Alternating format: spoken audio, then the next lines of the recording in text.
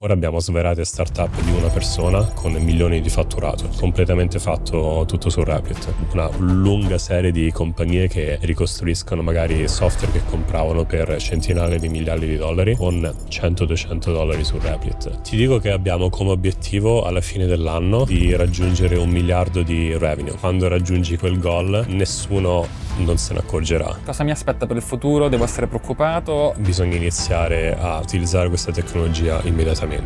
Lui è Michele Catasta, presidente e capo del team AI di Replit, la società di vibe coding valutata a 9 miliardi che quest'anno punta al miliardo di fatturato. Il vibe coding consiste nell'applicare l'AI alla programmazione, cioè far programmare l'AI al posto tuo. Così come l'AI riesce a generare testi in modo molto efficace, lo fa altrettanto bene con il codice. E quindi se prima per fare un bel sito o una bella applicazione bisognava essere un programmatore esperto, adesso non bisogna più scrivere una linea di codice. A dire il vero, all'inizio questa tecnologia faceva un po' pena, e infatti nella comunità degli smanettoni si era diffuso un po' di scetticismo. Ma nell'ultimo anno c'è stato un miglioramento pazzesco e in molti si stanno ricredendo. Il fatturato e il valore delle aziende di web coding sono saliti alle stelle. Replit, dopo il lancio del primo agente nel settembre 2024, è passata da 2,5 milioni fatturati quell'anno a 250 milioni fatturati nel 2025. E quest'anno punta a quadruplicare ancora chiudendo a 1 miliardo di fatturato. La valutazione invece ha già raggiunto quota 9 miliardi con l'ultimo round da 400 milioni. Già l'anno scorso ho fatto una bella chiacchierata con Michele in cui mi ha raccontato tutto il suo percorso agli sviluppi del web coding. Questa volta però sono andato a trovarlo nella sua sede a Foster City in Silicon Valley e ho anche intervistato Amjad, il CEO e il fondatore di Replit, che mi raccontarono la sua storia e il suo percorso. Però adesso partiamo con un tour degli uffici. Qui dove facciamo il nostro All Hands, che chiamiamo Weekly Wins, è il venerdì e celebriamo tutte le vittorie che abbiamo avuto in quella settimana.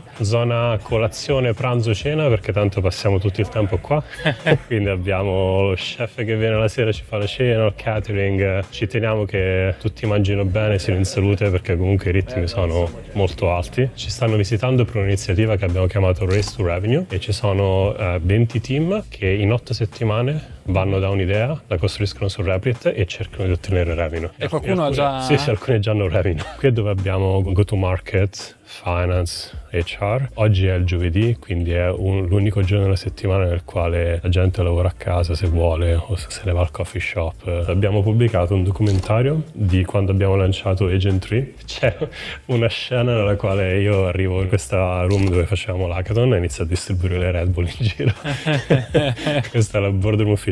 Come vedi, non abbiamo scelto persone che hanno avuto un ruolo importante in computer science. Mark Andreessen ora è un investitore, però prima? Il primo browser è arrivato fino a Netscape, Linus Torvalds, Tim Berners-Lee, il inventore del web. Abbiamo fatto questa cosa che chiamiamo Sprint Week, in realtà è Weeks, perché abbiamo fatto 3 settimane praticamente tutti in ufficio. Siamo quasi tutti in zona, però c'è un gruppo a New York e un po' di persone in giro per il mondo, e poi stiamo pensando di fare un'espansione internazionale, e specialmente in Italia, che è una cosa che mi fa molto piacere, non vedo l'ora di farlo accadere. Intanto ti faccio vedere la palestra. Qui fanno jiu-jitsu e ogni tanto vengo qua la sera per sfogarmi.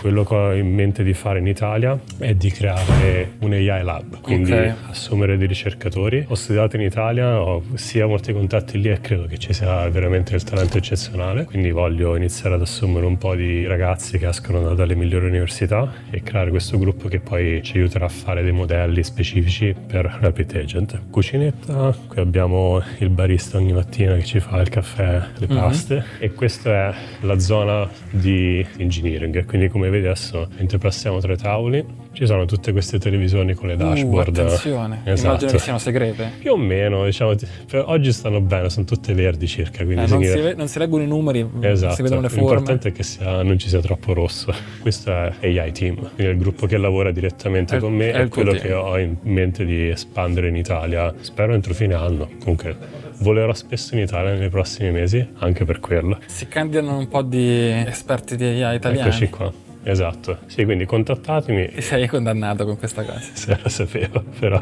E questo è il tuo ufficio? Questo è il mio ufficio, sì, mi nascondo qui per fare le call. E qua, piccolo tavolino. La prima cosa che ho notato quando sono entrato è il premio per 100 miliardi di tokens utilizzati. OpenAI stanno iniziando a usare più i loro modelli di recente, altrimenti abbiamo un utilizzo massiccio di Anthropic, quindi vedi qua ci sono le spillette Anthropic. Questo me l'ha fatto un membro della community, un nostro ambassador, a mano, non mi metto quando vado a parlare in maniera ufficiale. Dopo essersi messo la spilletta per le occasioni ufficiali, Michele era pronto a parlare con me. Ma per chi se la fosse persa, vi faccio un riassunto della puntata precedente. Michele è nato nelle Marche e, come molte persone del settore tech che ho intervistato, ha imparato a programmare smanettando sui primi PC, quando ancora c'erano le riviste cartacee che ti insegnavano a fare coding. Poi, dopo il dottorato in Svizzera in Computer Science e il postdoc a Stanford in AI, ha continuato a fare ricerca nell'ambito dell'applicazione dell'AI al coding, quando ancora il termine vibe coding neanche esisteva. Infatti è stato coniato solo nel 2025 in un post su X da Andrej Karpathy, cofondatore di OpenAI. Successivamente è passato a Google, sempre con l'obiettivo di far funzionare l'AI per il coding. E la svolta è arrivata quando ha incrociato la sua strada con quella di Amjad. Così Michele, dopo una piccola parentesi in cui ha lavorato con Eric Schmidt, l'ex CEO di Google, è andato a lavorare con Amjad, ha messo su il team AI e ha costruito il primo agente di web coding che ha fatto esplodere Replit da pochi milioni a centinaia di milioni di fatturato in neanche un anno. Raccontami un po' nel day by day, la tua giornata. Te la spiego così, prendiamo il mio titolo che è un po' complicato. Sono President e Head of AI. Head of AI è la parte del mio lavoro nel quale cerco di pensare più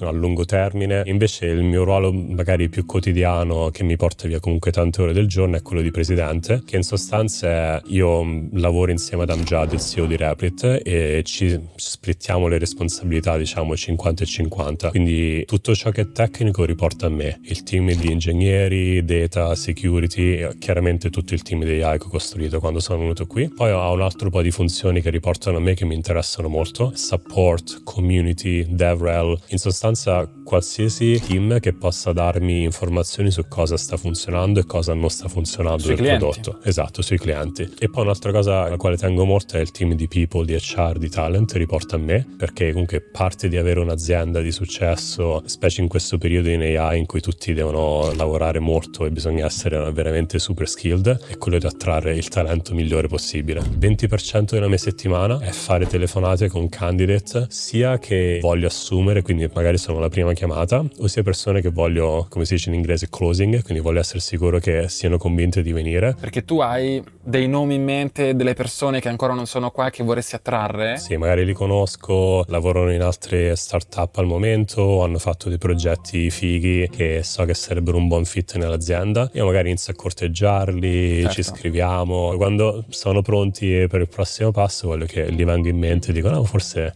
Replit è il posto giusto per me. E invece le cose più sfidanti, se io oggi ti dicessi qual è la tua sfida all'interno di Replit oggi? Sarà sempre capire la prossima versione di Agent, cosa fare esattamente, con la roadmap giusta, specie perché ormai hai visto che lanciamo una nuova versione circa ogni 6 mesi. Non so se sarà per sempre così, per ora sta funzionando abbastanza bene, ci dà questa cadenza tra non fare sempre piccoli incrementi che poi non ti aiutano a pensare alla big picture, e quindi ogni tanto fermo tutto e dico: ok, whiteboard, scrivo magari un documento di 10 pagine e descrivo come sarà la prossima versione di Agent e ci buttiamo a capofitto e la costruiamo e la lanciamo nel giro di qualche mese. Quella è sempre la sfida più grande, perché devo sempre predire se i modelli saranno potenti abbastanza da arrivarci, se sarà abbastanza economico, se sarà abbastanza veloce. Ci sono un sacco di dimensioni differenti Certo. che vanno ottimizzate. Tu devi progettare per i modelli del futuro che ancora non sono usciti. Chiaro. Su cosa stai lavorando adesso? Quali sono adesso le sfide su cui ti stai sbattendo la testa? Un tot di tempo lo passeremo a rendere l'esperienza su Agent 4 più seamless, far sì che tutto funzioni in maniera perfetta, specialmente con gli enterprise customer che stanno venendo sempre di più, quindi abbiamo sempre aziende più grandi che utilizzano Replit, e ho questo thread in background in testa di Agent 5, quindi che cosa faremo nei prossimi mesi. Magari ti do già un'idea di dove stiamo andando. Penso che tutti abbiate visto quello che è successo con OpenClaw. Ok, magari nella bolla di San Francisco, ma fuori non è detto. OpenClaw è un agente open source che è diventato viralissimo nella cerchia degli sviluppatori e degli appassionati di AI. La differenza rispetto a un comune chatbot è che può eseguire azioni sul nostro computer e può fare qualsiasi cosa, è un assistente tuttofare. Risponde alle mail, mette in ordine i file, scrive nuovi file, mette impegni al calendario, insomma potenzialmente fa tutto. Si può far girare su un computer 24 ore su 24, di solito un Mac mini. Infatti in Silicon Valley è diventato difficilissimo trovarli e si può interagire con lui da remoto tramite WhatsApp. Quindi se io sono fuori a mangiarmi un gelato posso scrivergli quali task fare e non pensarci più, teoricamente. Quindi effettivamente ha senso andare verso un futuro dove hai un agente che è sempre in attesa delle tue richieste e che lavori in maniera autonoma. Quindi abbiamo già fatto lo step necessario per veramente partire da un prompt molto dettagliato e costruire un'applicazione 0 to 1 in maniera completa. Quello che manca ancora all'esperienza è effettivamente aprire il tuo WhatsApp, chiedere a Replit di fare qualcosa che non debba essere necessariamente creare un'app, ma è un task che tra le varie cose che richiede magari ha bisogno di crearsi un'app che si connette al tuo HubSpot, poi crea un'automation, manda email ai tuoi customer, quindi un workflow intero. E piuttosto che doversi costruire tutti i pezzi a mano, tu ci dai l'idea di alto livello di che cosa vuoi fare, noi costruiamo tutto quello che ti serve, ti rispondiamo al momento che tutto è pronto e magari te lo facciamo anche girare in maniera autonoma. C'è un motivo per il quale OpenClaw è andato sul mercato così velocemente rispetto a noi ed è un grosso quesito riguardo alla sicurezza. Questa tecnologia non è ancora pronta per essere utilizzata sia dagli utenti non tecnici, che è la maggior parte delle persone che usano Replit, ma soprattutto dai clienti enterprise che, come ti immagini, hanno delle richieste di security molto alte. Quello che manca effettivamente come lo rendi sicuro, come lo rendi affidabile, come fai sì che non prenda una tangente e lavori per ore su una cosa che non è rilevante, ma soprattutto che non ti cancelli i dati, che non faccia insomma delle cose disastrose, sia per il fatto che chiaramente avrebbe un impatto per la nostra reputazione, avrebbe un impatto sui ricavi, ma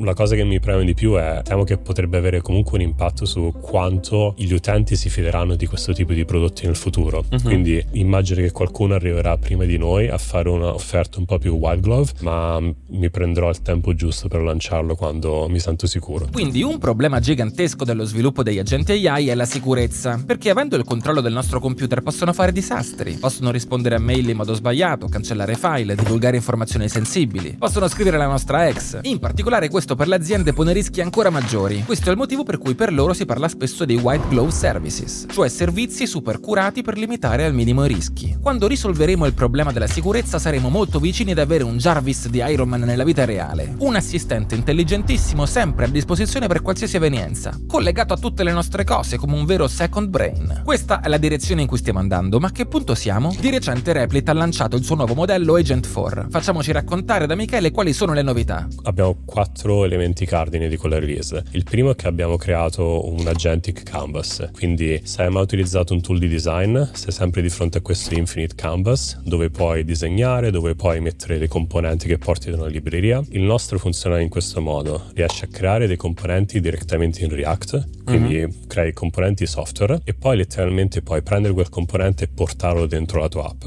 Tant'è che il design di Agent 4 è stato costruito su Replit, quindi tutti i miei designer l'unico tool che usano è Replit, non l'ho neanche dovuti forzare. Abbiamo portato questa esperienza che chiamiamo Teamwork, nel quale il tuo ruolo non è più quello di un builder, ma praticamente diventi un project manager, quindi fai brainstorming con la gente e al momento che hai capito qual è il plan, prendiamo il tuo task, lo mandiamo in background e iniziamo a processarlo in maniera automatica. Abbiamo creato questo layer sull'idea generale che comunque puoi far girare degli agenti in parallelo, ma l'abbiamo reso completamente opaco, quindi riesce ad essere fino a 10 volte più produttivo, quindi letteralmente costruisce software 10 volte più velocemente di prima, ma non ti rendi conto di che c'è questa complessità extra. E la cosa migliore è anche il fatto che rispetto alle versioni precedenti dell'agente, sì, è molto interessante che sia autonomo, però diventano anche abbastanza noiose, perché tu sei lì, se gira per un'ora che fai? Ti alzi, vai a parlare con un collega, ti prendi il caffè, poi invece riesci a restare in the flow, hai la tua to-do list, continui a fare le task e vedi quelli che... Project management tool. Project management, tu ti senti io faccio il project manager, il resto lo fa la gente per me. L'ultima cosa, sempre anche quella molto importante, è che abbiamo un po' aperto la quantità di skill che la gente ha. Puoi crearti la tua app software, puoi farti delle slide, puoi farti il tuo memo, abbiamo una lunga lista di skill che supportiamo. Quello che cerco di far capire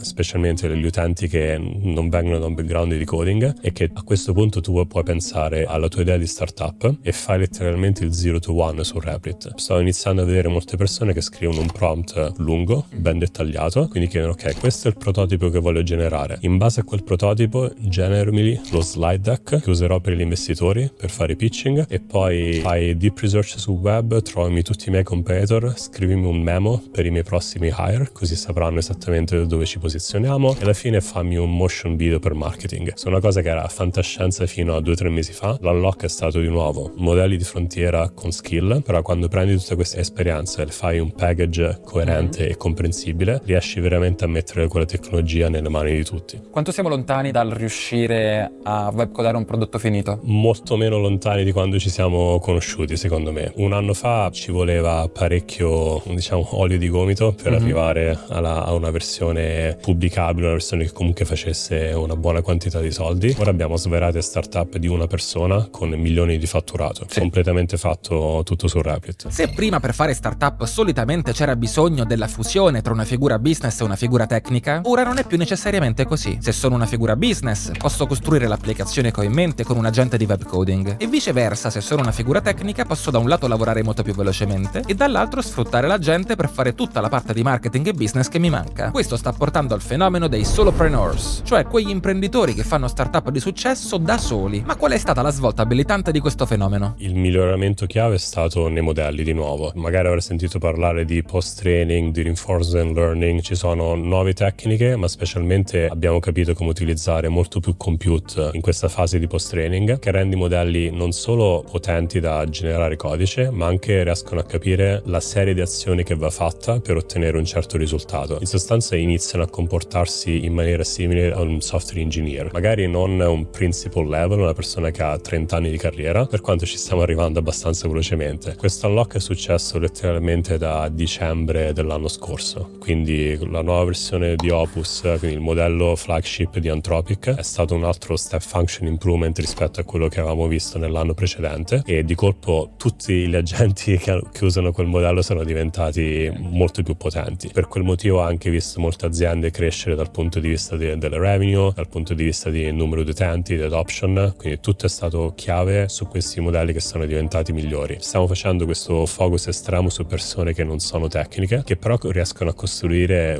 dei software molto avanzati. Ora ho una lunga serie di compagnie che ricostruiscono magari software che compravano per centinaia di migliaia di dollari con $100-200 su Replit. Per questo motivo si sta diffondendo l'opinione che il SaaS è morto, ovvero che il software as a service, quello che fino a ieri era la categoria di startup con i moltiplicatori più alti, non avrà più mercato. Prima il moat, la barriera all'ingresso, era saper scrivere codice. Solo i programmatori avevano le competenze necessarie per creare software che poi potevano vendere a prezzi molto alti. Ma ora che tutti possono scrivere codice o capire quello degli altri, senza necessariamente essere dei programmatori, spesso sta diventando più conveniente crearsi le proprie soluzioni in casa. Gestionali, CRM, automazioni, dashboard, insomma una vera rivoluzione. Cosa ne pensa Michele? La verità è nel mezzo, nel senso che le grandi aziende basate su SaaS in realtà hanno ancora molto valore intrinseco, dovuto al fatto che sono dei system of records, quindi hanno i dati nelle loro mani, che è quello il valore effettivo. Capiscono i processi di quelle aziende, sanno come vendere comunque ad alta enterprise, che è una skill non da poco. E secondo me questi SaaS rimarranno se non si addormentano al volante, nel senso, se per i prossimi 20 anni non capiscono che AI sta cambiando il mondo, probabilmente verranno sostituiti. Però ecco, se prendi le grandi aziende rispetto magari a anche come si comportavano 20 anni fa, sono molto più lungimiranti. Se tu senti Mark Benioff parlare o Satya Nadella, sono tutte persone che sanno esattamente che cosa sta accadendo e fanno le loro partite di 4D chess in maniera molto avanzata. La vera disruption sta arrivando solo a long tail del SaaS, certo. Quindi tutti i piccoli SaaS vendor, piccole e medie imprese, sta cambiando tutto in maniera estremamente veloce. Un'altra cosa che accadrà, qui ti do una prediction magari un po' più a lungo termine, per la prima volta nelle nostre chiacchierate, vedremo una crescita esponenziale di nuove app, e noi chiaramente giochiamo un ruolo in questa esplosione, ma non penso che continuerà a lungo termine, perché la crescita che sarà ancora più veloce sarà quella appunto di interazioni tra agenti. Se tu ci pensi, le app o il software in generale, gli user interface, sono quasi un retaggio del fatto che c'erano degli umani, ci sono degli umani di fronte al tuo software. Presto non servirà più, quindi quello che verrà fatto è tu tratterai un agente come tratti un tuo impiegato, come tratti un altro executive di un'altra azienda, quindi gli chiederai: ho bisogno di questo, questi sono i miei requirement, questo è il mio budget. Mi auguro che rimarrà un po' la parte più social del web, e non intendo il brain rot di fare scrolling continuamente su social media, ma piuttosto il fatto che connettere le persone e discoveri di nuovo contenuto utile, discoveri di nuovi tool, di nuovi agenti. Ecco, sarà un mondo nel quale ci saranno centinaia, migliaia di agenti per persona. Questo anche ora dal punto di vista di come sto iniziando a vedere gli standard di agent-to-agent communication o i vari authorization layer per gli agenti, già si sta pensando a quel tipo di futuro. Se tu vai nelle aziende più innovative come la nostra e ti fa una chiacchierata con gli ingegneri nell'altra stanza, ognuno di loro adesso sta facendo girare almeno una decina di agenti. Passeremo da software as a service a agent as a service. Esatto, questo è il futuro dove stiamo andando. Di tutti gli aspetti dell'AI e del vibe coding ce n'è uno che preoccupa molto i ragazzi e i lavoratori, cioè l'impatto del vibe coding sul mondo del lavoro. Se una volta bastava studiare ingegneria informatica e avevi lavoro assicurato, o addirittura bastava fare un corso di 6 mesi per diventare uno sviluppatore junior, oggi le aziende magari non hanno più bisogno di sviluppatori junior, e quello per cui prima serviva un team di persone ora lo può fare anche solo una persona. Penso che tutti gli sviluppatori web stiano diventando full stack developer, quindi non penso che ci sarà più questo ruolo molto narrow. Esisterà nelle grandi aziende dove devi avere delle skill non molto peculiar, però penso che la maggior parte delle persone che facevano un lavoro in una piccola media impresa si ritroveranno a fare un po' di tutto. Detto ciò, secondo me vinceranno, o comunque saranno più visibili, le persone che non solo hanno un'idea di come si faccia project management e un po' a alto livello come si costruisca software, ma soprattutto le persone che hanno buon gusto dal punto di vista del prodotto che vuoi creare, il design, la user experience. Quello farà tutta la differenza del mondo. Per avere buon gusto generalmente il generalista è avvantaggiato, no? Siamo in una fase in cui si pensa che essere generalisti possa aiutare a essere più competitivi sul mercato. Secondo me vuole avere un livello di tenacia sopra la media, perché solitamente gli sviluppatori tendono ad avere un focus per tutta la vita, perché nel tempo il lavoro diventa meno frustrante. Se fai generalista ogni singolo giorno della tua vita, ci sbatti la faccia ogni giorno. Però sai, high risk, high return. Per quanto riguarda l'azienda Replit, quali sono gli elementi che possono mettere a rischio il suo futuro? Ti dico che abbiamo come obiettivo alla fine dell'anno di raggiungere 1 miliardo di revenue, però ti puoi immaginare che quando raggiungi quel goal nessuno non se ne accorgerà. Le aziende che oggi fanno 10 o 100 miliardi di revenue inizieranno a dirsi all'interno: ma forse questo mercato ha senso, forse dobbiamo avere la nostra offering, dobbiamo cercare di vincerlo. Quindi da una parte io resto molto bullish e appassionato di quello che facciamo a Replit, perché siamo veramente una delle poche compagnie al mondo che pensa solamente a questo. Però è anche vero che Google, Microsoft, Anthropic, OpenAI, nessuno di loro rimarrà a dormire. Le dinamiche competitive sono molto difficili sia da predire e anche da navigare, quindi ci sono state magari compagnie che hanno raggiunto quel livello di revenue e non è che scompaiono dall'oggi al domani, però magari vanno pubbliche e poi non riescono a crescere ancora in maniera organica, oppure sono quasi forzate ad essere acquisite. Sono tutti scenari che non descriverei come negativi. Quello che sto vivendo è una storia eccezionale anche dal punto di vista personale, però per fare il ruolo che ho nella vita bisogna essere paranoici al 100%, quindi ogni mattina mi sveglio e non è che mi dico che figo, batti 5. Esatto, penso che cosa succederà quando Anthropic deciderà di costruire un'alternativa a Cloud Code per i knowledge worker, e già in sostanza l'hanno fatto, hanno lanciato Cloud Cowork, però dall'altra parte hanno lanciato il loro marketplace e noi siamo uno dei 6 partner iniziali che hanno portato nel marketplace, quindi ci sono molte aziende oggi che comprano sia Cloud Code e Replit e serviamo degli utenti completamente differenti all'interno dell'azienda. In che modo la value proposition di Replit è diversa da quella dei più vicini competitor? La value proposition principale di Replit rispetto ad altri player in questo spazio è: prima di tutto siamo completamente fissati sul nostro ideal customer profile, quindi non technical users, quelli che chiamiamo knowledge worker in sostanza. Se sai usare Excel non c'è motivo per il quale tu non debba usare Replit. Poi c'è tutta questa questione di infrastrutture che costruiamo intorno al nostro agente. Se tu vuoi usare un database, usi il database che ti offriamo noi, però ti diamo le garanzie che gira su un cloud provider, abbiamo audit log, abbiamo SOC 2, abbiamo tutte le certification che ti servono. Quindi al momento che tu sei una persona random che lavora in HR e decidi di costruire un software che ne so, che gestisce parte della tua org chart, lo puoi shippare all'interno della tua azienda e IT sarà completamente a favore, perché passiamo tutti i security check che ti servono. Allo stesso momento, se io avessi dato Cloud Code a quella persona, anche se fossero riusciti a costruire il software che avevano in mente, comunque ci sarebbe dovuto essere un handover al team di engineering e avrebbe dovuto fare tutti i security check e tutto il resto che serve per metterlo effettivamente in produzione. La crescita di utenti di Replit è stata molto importante. Secondo te quali sono state le leve e anche un po' il playbook che vi ha permesso di crescere così tanto? Io sono un technology maximalist, nel senso che cerco sempre di costruire un'esperienza del nostro agente che sia il più potente possibile, e l'idea è: per le prime 2 settimane dopo che hai lanciato qualcosa, di solito ottieni feedback polarizzante, quindi c'è chi lo adora, chi lo odia, e poi nel tempo ti rendi conto che la user base che è rimasta, ovviamente praticamente gli piace molto il prodotto e vogliono sempre che faccia di più. Quindi il playbook che ho continuato ad utilizzare da settembre 2024 è: che cosa possiamo fare per far costruire più cose alla gente, per renderlo più autonomo, qualsiasi idea folle che abbia in testa un utente per riuscire a soddisfarlo. In parte penso che ci abbia portato ad essere un prodotto magari un pochino più complicato, ma molto più avanzato rispetto ad altri player che ci sono nel mercato.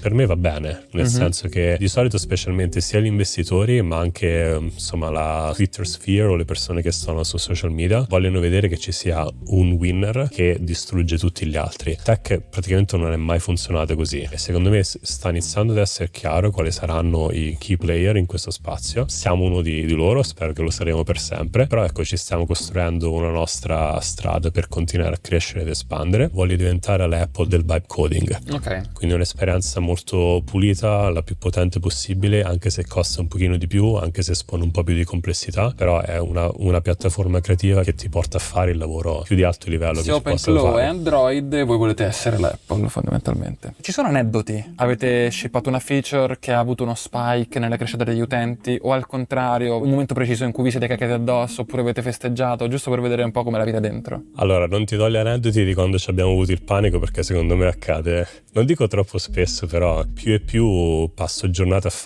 a prendere svariate decisioni. Tipo, mi hai visto prima di iniziare a fare il video, no? Esatto, e da quel meeting penso che siamo usciti con 6 decisioni, e così ogni giorno. Un aneddoto interessante di cui ha senso parlare è: abbiamo lanciato un nuovo mode della gente che abbiamo chiamato Economy Mode. L'abbiamo lanciato per una serie di motivi. Prima di tutto perché, per quanto ci sia questo focus su prosumer, enterprise di cui parlavamo prima, il mio sogno è sempre quello di raggiungere il più utenti possibile, e non è neanche una questione di revenue, perché in sostanza se tu hai tutti i prosumer e le grandi aziende del mondo, comunque saranno sempre loro ad avere un lion share della revenue che generano. La parte che mi interessa di più è il fatto che riesce veramente a costruire una consapevolezza di quanto siano potenti questi prodotti se riesce a metterli nelle mani di tutti. E ora abbiamo questo nuovo tier che chiamiamo Replit Core, che costa $20 al mese, lavora con un'architettura ottimizzata della gente che l'ha reso circa 3 volte più economico rispetto alla versione che avevamo prima, e di colpo abbiamo iniziato a vedere molto più traffico generato, al punto tale che quando abbiamo lanciato Agent 4 un paio di settimane fa ho deciso di mettere di default la maggior parte degli utenti su questa esperienza più economica. Dal punto di vista finanziario magari non è la scelta migliore del mondo,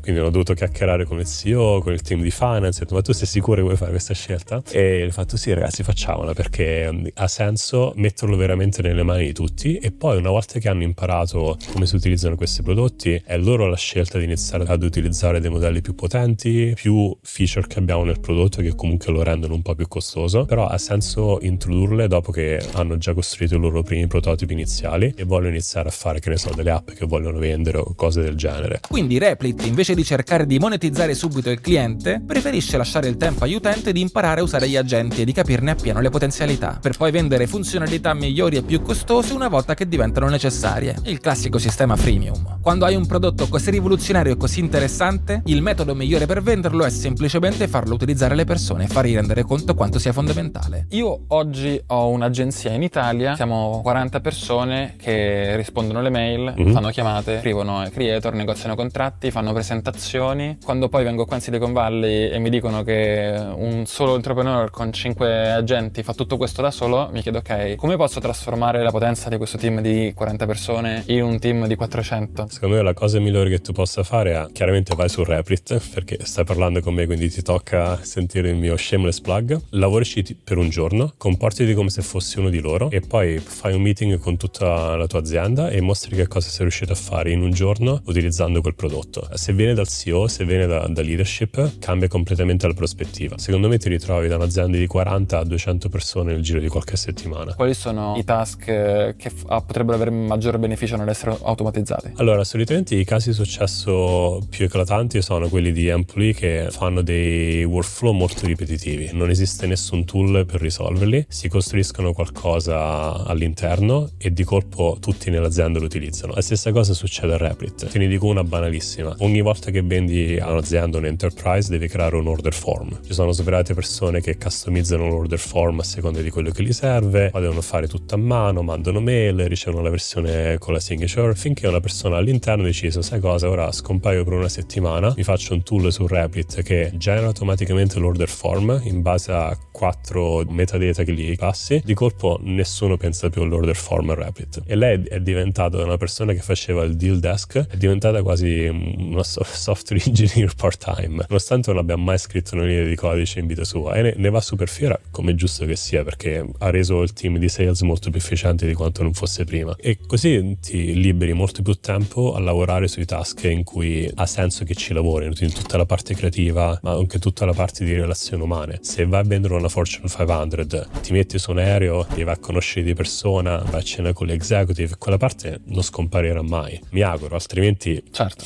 forse non ha più senso di lavorare in tech. Se io oggi sono uno sviluppatore o se sto studiando ingegneria informatica, cosa mi aspetta per il futuro? Devo essere preoccupato? E qual è secondo te il consiglio giusto per dire non mi faccio travolgere dall'innovazione? Prima di tutto, per non farsi travolgere bisogna iniziare a giocare o utilizzare questa tecnologia immediatamente. Penso magari anche 6 mesi fa c'erano ancora molti detrattori di i4Coding. Ora, se non ricordo male, penso a dicembre Linus Torvalds ha detto: per la prima volta ho scritto software coreano nella mia vita e l'ha scritto bello di quanto non avessi fatto io. Chiaramente non stava scrivendo codice del kernel Linux, però ha capito che gli ha salvato molto tempo e è una tecnologia che è utile. Quello secondo me è stato pivotal moment. Sono d'accordo, perché Linus è l'idolo degli smanettoni che odiavano il coding con l'AI. E a quel punto quindi c'è stato questo mindset shift, tutti hanno deciso di abbracciare questa nuova tecnologia. Se sei una persona che sta andando ora all'università o se hai questa carriera in mente, passa tutto il tempo di imparare come usare questi tool in maniera ottimale. L'altro consiglio che do è: bisogna essere forse ancora più open-minded di prima dal punto di vista delle offerte di lavoro che ti stanno arrivando. Io mi ricordo magari quando avevo 20 anni che stavo cercando di capire quali saranno i primi passi dopo l'università, avevo un'idea di massima delle cose nelle quali ero abbastanza bravo e delle cose che tipo non avrei mai fatto bene. Ad esempio, non sono mai stato un front-end developer capace, non so molto di design, ci sono delle cose che non ci ho mai passato troppe ore della mia vita a cercare di studiare. Ora non funzionerà più così. Secondo me va ottimizzato lavorare in un team di persone con cui ti trovi bene, che lavorano su un prodotto che ti piaccia, quindi che sei appassionato della mission, della startup o della compagnia dove stai andando, e prepararti ad imparare il più possibile, il più velocemente possibile. Quindi ha ancora senso studiare. Io non dico alla gente non andate all'università, è una perdita di tempo, però va approcciato in maniera differente rispetto a quando non l'avessi fatta io. A quel punto ho parlato anche con Amjad, il fondatore di Replit, che mi raccontarono la sua storia, il suo percorso e il futuro dell'azienda. Ma per l'intervista con lui dovete ancora aspettare un po'. Comunque, il vaso di Pandora del web coding è stato ufficialmente aperto. Ma voi lo utilizzate il web coding? State creando i vostri agenti autonomi? Fatemi sapere se lo fate nei commenti e soprattutto cosa fate. E vi ricordo che se siete dei scienziati AI super intelligenti e super bravi, dovete scrivere a Michele Catasta, Quindi contattatemi. perché vuole aprire il suo laboratorio AI in Italia.